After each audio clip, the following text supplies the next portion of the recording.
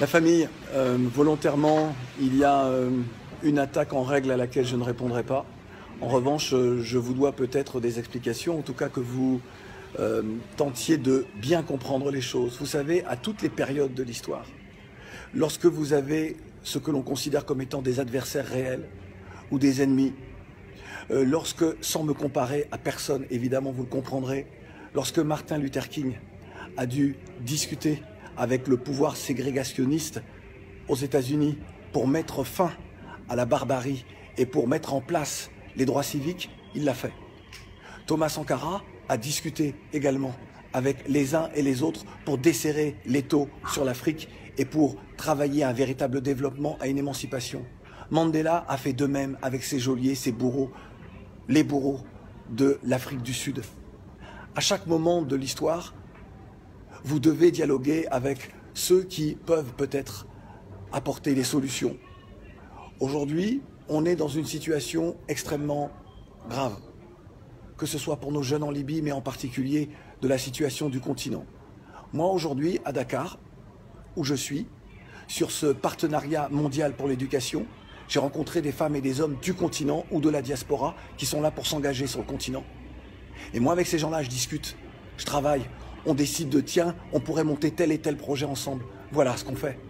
Donc lorsque j'entends que je suis ici en traître, que je suis dans une trahison, parce que invité par le président de la République française, il faut vraiment que les uns et les autres arrêtent. C'est une très mauvaise lecture des choses. Effectivement, il y a un président qui veut que les choses changent. Eh bien, il veut entendre d'autres sons de cloche. Et cet autre son de cloche-là, les gens qui s'engagent réellement, je ne parle pas ceux qui s'engagent uniquement sur les réseaux sociaux, peuvent parler, apporter une autre voix, un autre éclairage sur la situation du continent. C'est ce que je fais. C'est mon rôle aujourd'hui de le faire. C'est le rôle de chacun d'entre nous lorsque je vous dis que vous êtes tous des leaders.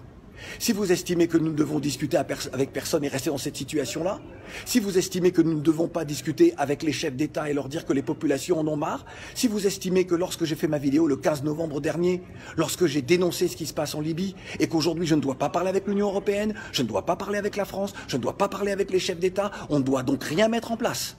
C'est ce que vous pensez? Moi je pense le contraire.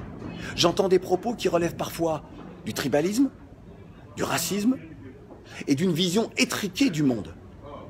Si nous ne faisons rien pour être ensemble, pour agir, nous ne réussirons rien des combats que nous avons entamés.